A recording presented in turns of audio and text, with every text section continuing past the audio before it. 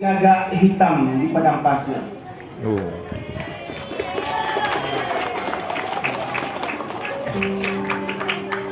Burung-burung gagak hitam yang putus asa terhempas jua oleh panah-panah yang melesat bagai petir. Gemuruh panah-panah itu menghidupkan lembah-lembah.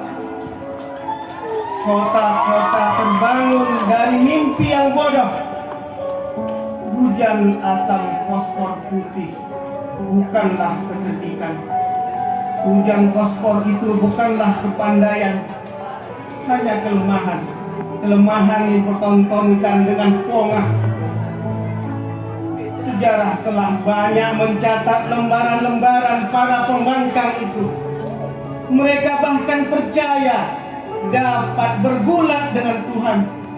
Bahkan mereka berkata bahwa Tuhan itu miskin.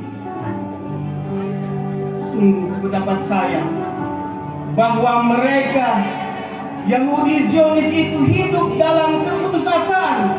Sebenarnya mereka hidup dalam keputusasaan. Mereka hidup dalam kutukan. Kutukan orang-orang yang mengutuk. Bukan hanya kutukan dari Tuhan.